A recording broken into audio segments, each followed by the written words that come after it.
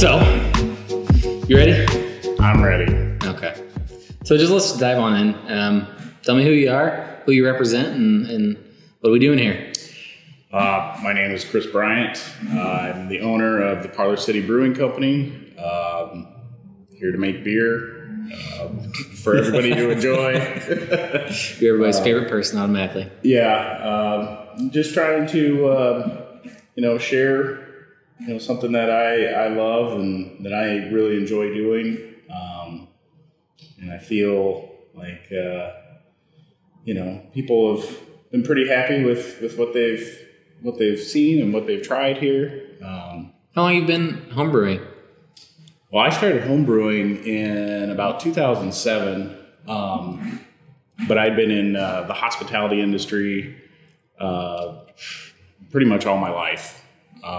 And as a chef and also a beverage buyer, I've been around craft beer since the late 90s, Whenever it started becoming popular. Well, to kind of, I guess, date myself, I was working, in the late 90s, 20 years ago. So, yeah, pretty much ever since then. I remember kind of my first, introductions to craft beer was like Oberon, being in Michigan. Mm-hmm.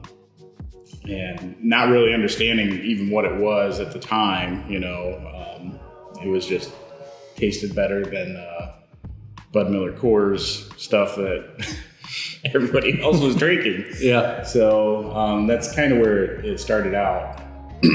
But yeah, definitely been in craft beer for a while, on the retail side of it, and just felt like it was time to try and do something myself. Yeah. And, I felt the urge to eat something that your hands made. Yeah. Being a chef, being able to walk into the kitchen every day and make a new feature or make something, that people enjoy, that you get instant feedback from.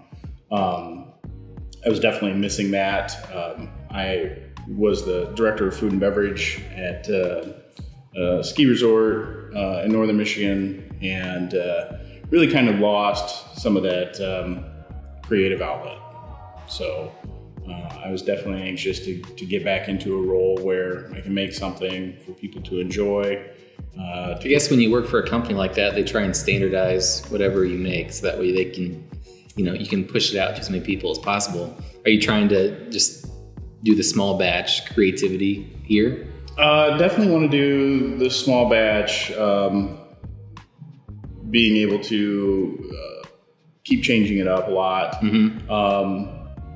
I do recognize the need for a core list of items that people can come back in and get. Mm-hmm. And that's pretty much based on feedback and popularity and how fast to blow through some of the kegs. Feedback from the regulars. They love the cream ale, Halo. There's a few of the other ones that will have on. But we still want to be able to, or I still want to be able to, if I feel like making an English strong bitter, I can do that, and hopefully get some feedback, and, it might be the one that we just have to keep making, so definitely recognize that, Bluffton in this area may not be Beer City, USA, but not yet.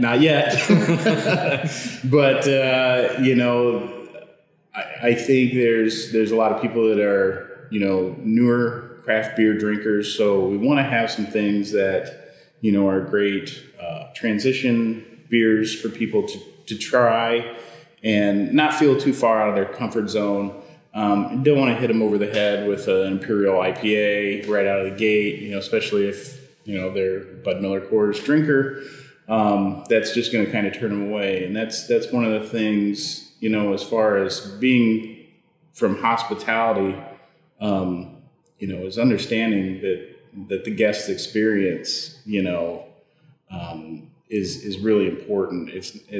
Yes, I want to make great liquid, and make sure that, everything's spot on. But, if I'm, just, again, hitting them over the head with something that's, really aggressively hopped and they're not used to that kind of style, it doesn't matter how well that was executed.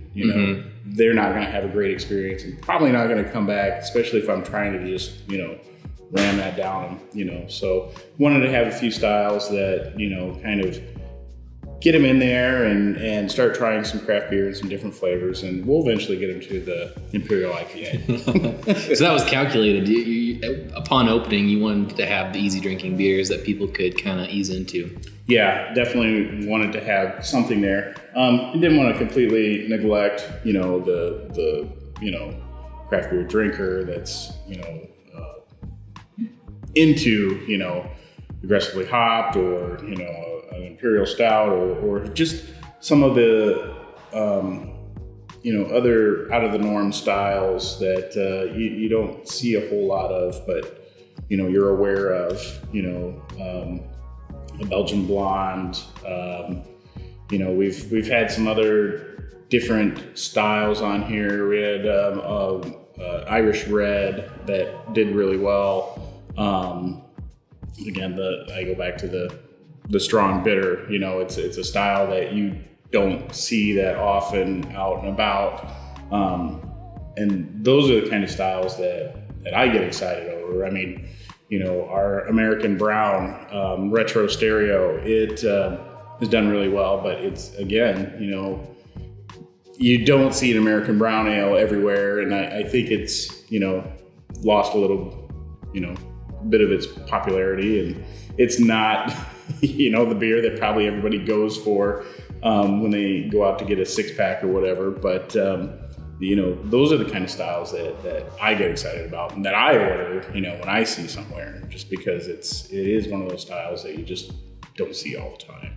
You can walk anywhere and, get an IPA, or a hazy or something, that's trending right now, some pastry, sour, donut beer, whatever. Well, I do want to pick your brain on that because I know that's a whole topic too. But what are we drinking first here? And obviously, as you can tell, it's a little early for one person, not so early for the other. So I'm drinking, he's not, and you just guide me through the process. All right. Well, we'll go from your left to right. Starting out with typical Anne, Belgian blonde.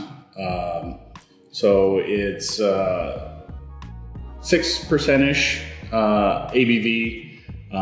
It's made with Belgian Pilsen malt, a little bit of biscuit. There's some Goldings, and the Belgian yeast is really what takes kind of front and center with this beer. You get a lot of the fruity esters from the yeast that really kind of shine with this beer, and that's what I really like in that style. It's still a pretty light, easy drinking beer. We get a lot of people, this is kind of their first beer that they step out of their comfort zone to try, and get a lot of good feedback. People, that aren't really craft beer drinkers, are enjoying that. So, what are you seeing from this market? It's Bluffton, Indiana. Are you seeing a lot of craft drinkers, or are you seeing a lot of newbies that are coming in trying something different? I would say the majority is a lot of newer craft beer drinkers. We do get, the well-seasoned craft beer drinkers too in here. But I really like getting the new craft beer drinkers in here that say, well, I had a beer before, it was just way too bitter, or I don't really drink a whole lot of beer, or something like that. And that's where I enjoy, going through the process of, hey, try this, because we'll let, obviously, people sample whatever they want. Just trying to kind of pick their brain, well, what do you like to drink, whether it's, alcoholic or not, if I know that they're a coffee drinker, then I can move them towards, something that may have a little bit more roast or some darker flavors in there. If they're a white wine drinker, then I can move them to a lighter style. But that's part of the process that I really enjoy too, seeing them find something that, hey, this is really good. I like this. And it surprises them a lot of times, the new craft beer drinkers or the people that aren't beer drinkers much, that because they kind of still have the idea that it's all Bud Miller Coors or really bitter IPA or stout. Yeah. There's not really much in between, and they haven't experienced some of the other flavors and styles that are out there. Gotcha. So, since we're talking about styles, I have in my mind that at least, because we met at Burfest, and if I'm remembering correctly during our conversation, you really always focused on clean, kind of to the style beers. You're not adding Fruit Loops to your sour or whatever it is that you're trying to do at the time, like some other breweries do. Sure. Is there a philosophy that you kind of guiding you behind that, or is that not really true, or what's kind of your mindset? So I guess there's breweries that do that very well. It's not something that I'm necessarily against. If you're doing something that you enjoy doing, and I think people experimenting with styles is very important, as craft beer industry progresses. You always need to have that experimentation, but I think it's also important to recognize historic styles and things that are still out there that that doesn't get a whole lot of recognition or is seen very often because it's kind of forgotten. So I like to, just kind of dabble in more of those, and just because there is still a lot out there that you just don't see all the time. So that's kind of my focus. It's not to say that you won't see something, funky in the future, but it might be a little bit different. It might not be, necessarily, candy or cereal or whatever, that I'm putting into the beer, but, maybe it's more looking at, some of the, wild ales, looking at, different strains of yeast, different, other ingredients that can still make a very interesting beer, but not necessarily, trying to take some of these other ingredients and making it into there. If that makes any sense. It does. Still got a little bit left of this first one, but take me to the next one. So the next one is Halo, our cream ale. This one... Jump the gun a little bit. Yeah. So this one, this one is a good, crossover beer for people. It is pretty much just 2-row and a good portion of flaked corn. So it has a lot of the flavors that people are familiar with, especially if they're like a Miller Lite drinker. It's not overly hopped. It's very easy drinking. Has a little bit of residual sweetness to it. So it's definitely one of those that easy for people to get into. Mm-hmm. So.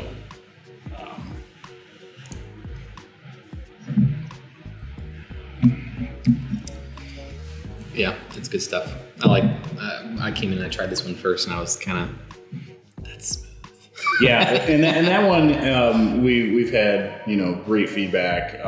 I wasn't sure how it would go at first, but I've rebrewed that one probably more than anything else so far. Really? Yeah, so it's one that will definitely always keep on the list. I'll just keep making it until people are sick of it. People stop buying it. Yeah. So your guys are still pretty fresh. You're a month in, right? I think that's what we're celebrating here. I think we're at 8 weeks now. Oh, 2 months in. Yeah. Okay. So, time's flying. I know. I mean, if this was a how to start a brewery video, what are some hurdles you're running into as you do this? I mean, you guys are still pretty fresh, so you can relate.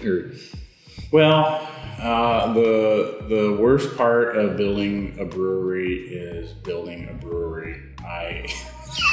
The construction side of this was challenging. Mm-hmm. It took a old building that we bought.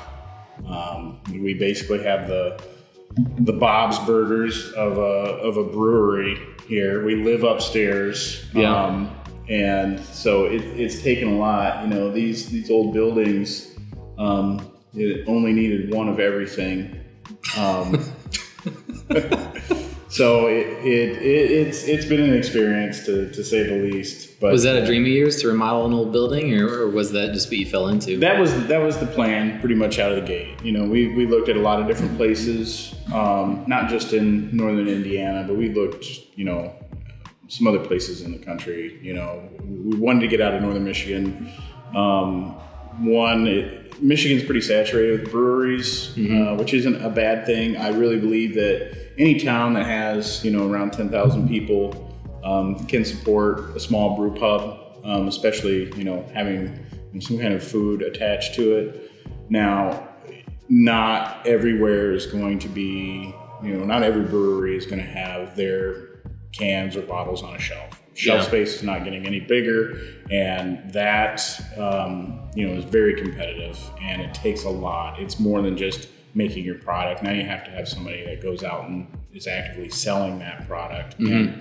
And restaurants and people, I don't think necessarily have to have the brand loyalty anymore, especially restaurants. They don't have to give a tap handle to a small brewery because there's just so many out there. They literally could have a different brewery on every week, mm-hmm. And it's tough to try and get out and distribute, and hats off to the people that are making it work, but I know that's got to be a struggle. So I'm not actively pursuing any kind of distribution.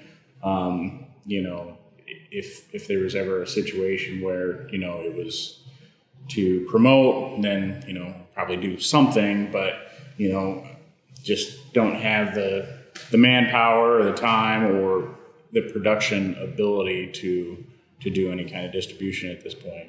But which you guys, thankfully you guys aren't even struggling. Business has been pretty flooding in here pretty regularly, hasn't it? Yeah.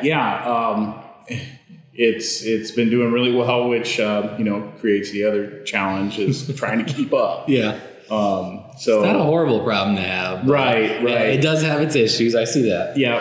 And I knew out of the gate, with the size of system that we're doing here on a nano scale, it's a 1-barrel system that I'd be brewing a lot. Thankfully, I did have a little bit of commercial brewing experience, so I understood and found some ways that you can be more efficient, because on a commercial level it's about efficiency, and doing a 1-barrel system isn't incredibly efficient, but there's ways you can make it more efficient. Yeah, I knew how I could make it work, and it was more about getting the door open, getting beer being sold across the bar, getting some sales in, and going from there to eventually, continue to build and build and build. Mm-hmm. With this model here, where we live upstairs and work down here, the plan is to eventually, this to continue to grow. Brewing will probably eventually move off-site to a bigger system. Nothing crazy, again, I don't want to, really look to distribution or anything like that. I just want to continue to keep it local, keep it a destination for people. We want to expand the food at some point. But you've been dabbling a little bit in that already. Yeah, and did some Detroit style conies last weekend, and amazing feedback, on those, and they're a favorite of mine. I especially, you have a few beers, a coney just hits the spot. Yeah. And the Detroit coney dog is unique in its own. So I was also glad to be able to share that with people too. So yeah, I'll continue to keep playing around with the food and adding different things in. We'll still allow people to bring in food or to order stuff and have it delivered here. More than welcome to do that. If you bake a pan of lasagna and bring it in, please share. But yeah, it's all good. But definitely want to, continue to work on the menu and just keep adding more food as we go along. So, I mean, we talked about it a little bit with how hard it is to renovate this place, and then opening, and then running this business. And on top of that, I mean, we can include this or not, but you've been working thirds throughout all this. What's been that, you're juggling a full-time job on a full-time job. Yeah. And then renovating and everything else. So what's that been like? Crazy. It's a lot. So, basically I go in at 9 p.m. and work till 7 a.m. Sunday through Thursday. And then in between, there's still stuff that has to be done here, whether it's cleaning, kegging, cellaring, whatever it may be. There's always something that needs to be done.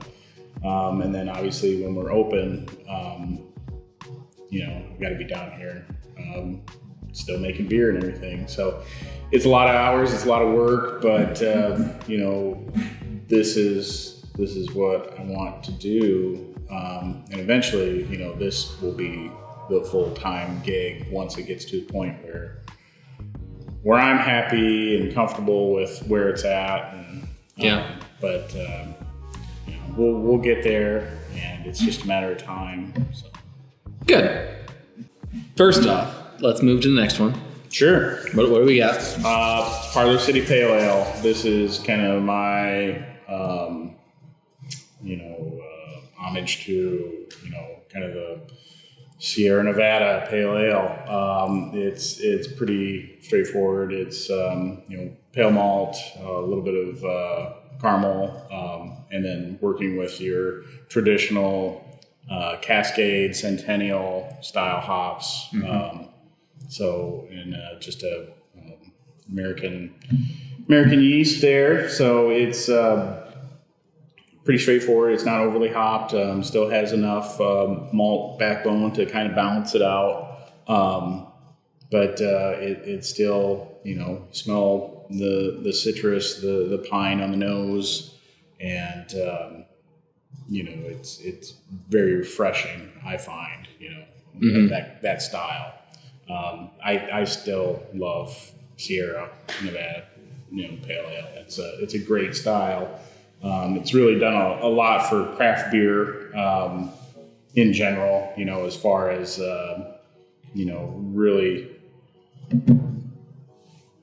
being very innovative with aggressively hopping a pale ale, American pale ale, back in 1980 or whatever. Well, Sierra Nevada, they kind of pioneered the way, didn't they? I think that's what people most recognize. You have, other places like Anchor Steam that was, starting to dabble into, some hoppier styles before hoppy styles were even, a thing. Yeah. But yeah, I would say Sierra Nevada's Pale Ale is probably the most recognizable, as far as the craft beer initial movement. So yeah, it's really kind of opened the doors for a lot of what goes on today. So. Yeah. So we talked a little bit about Bluffton and the market, but what made you want to come here? I mean, talking to people during the prospecting process, it seemed like you were really trying to find the right spot. What made you choose Bluffton? That's usually the first question that people ask me. They're like, "Why Bluffton? Why here?" You know, and you know the rumors. You know, the one that I liked the best was that I was here on witness protection, and then I moved to Bluffton. That's a great one. You should keep that one going. Yeah. So, but no, we looked around and. You know, like I said, a lot of different places. Looking at the MLS, you know, the listings of real estate, and we wanted to find an old building that live upstairs, renovate downstairs, and find somewhere affordable too.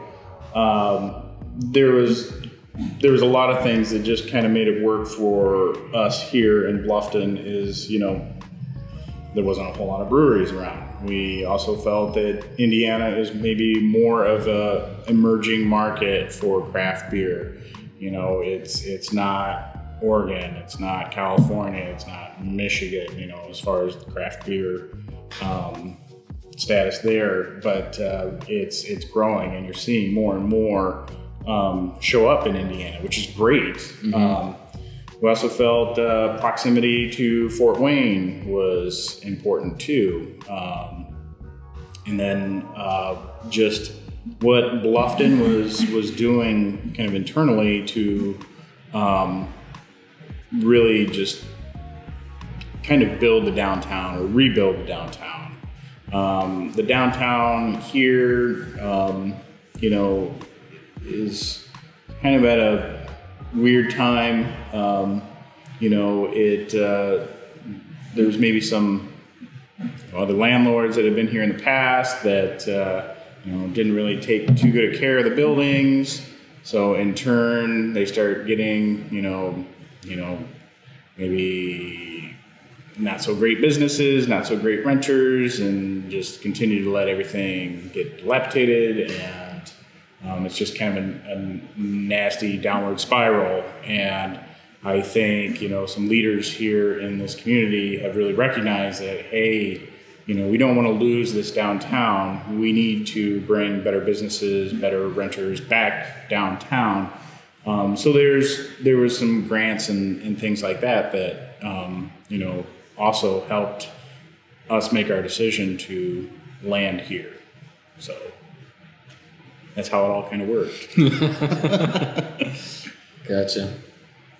And, we already talked about how, business is so good here, kind of surprisingly, probably to you more than anybody else. You guys already sold out your memberships. What the heck's with that? So we kind of set a limit on the annual memberships. We still do have a few of the lifetime memberships available. Mm-hmm. But it is amazing response on how many people were interested, and I think that also kind of goes back to small close-knit community that wants to kind of help each other out. Mm-hmm. So it showed a lot of support from locals that they wanted to support what was going on here downtown, something new. So that was great to see. I would say 95% of, all the Mug Club members are, in Wells County, which is amazing. That's great to see, everybody here just really coming together and supporting, what's going on here. Yeah. So it was good to see that support, and, see them every week too, coming in here. And definitely taking full advantage of their Mud Club, which is great. That's what it's all about. Cheers to that. Last one. English Strong Bitter. This one, I find it interesting. So I'm hyped. I'm ready to go. So Fuller's ESB is actually their trademark, but English Strong Bitter is actually the style. So the Strong Bitter, the English style is not like an American IPA. It's kind of get that out of your head. And the name bitter, strong bitter is probably misleading. But, it's a 6% ABV. Bitterness is still kind of restrained as far as, compared to American IPA. Mm-hmm. Not to mention the hops that are used in this are English style hops. So it's more floral, more earthy style of bitterness, flavor, and aroma. Plus there's a good amount of a caramel backbone to this beer that really helps kind of balance it out. So I find the drinkability of this beer to be really easy drinking. It's something a little bit different. Carbonation level on this style is a little bit lower. The effervescence isn't quite as tingly as some other styles, but I was just trying to really get all the little nuances of this style with this beer, and just trying to hit all those things so that, if I just walked out of a pub in London and tried this beer, I'd be like, oh yeah, I just had it inside there. So. Yeah. But, is that pretty all-encompassing for European style beers? Are they more along those lines? For this style, sure, you're going to find some other European styles that are very effervescent, like a German wheat beer or something like that, but some of the English styles, I think, if you've had like a Boddington's or, some of those other styles, some of those other beers, even a Bass, you'll find that, carbonation maybe a little bit lower. You're never going to get any of the citrus pine that you get out of, the American styles. So this I would probably equate a little bit more to like an American amber. Okay. So that's kind of where this one's at. The yeast used in here also kind of gives a little bit more of a fruity aroma and flavor. It's just kind of, some of the characteristics to that style and to that yeast that was used in this too. Yeah, especially with social marketing, and social media marketing. You get it out there and you get tons of feedback and you see all these shares and all these likes and things like that. But, I think there's, a segment that doesn't use social media, or, it doesn't hit them and or they may not, see all that stuff. So it's just trying to get the word out to everybody and letting them know, and just, you got to do more than, I think, social media, especially, in this area too. Mm-hmm. And I don't know what that thing necessarily is, the perfect thing, other than, maybe like the Batman light in the sky, shining. There's a lot of old school individuals in this area, I think is what, yeah. Yeah, so I don't know, maybe we'll put a guy with a board. You can spin the sign, be a big beard. Yeah. So, so continuing getting the word out, I think is kind of our mission right now, and letting people know that, there's lots of different styles and lots of different flavors and things that they can come and try and experience. And, if you come and try something, you like it, and, that you can also come back, in a week and there'll be something new. It's not just stagnant and just the same stuff week after week. We'll always have something new to try. Mm-hmm. So.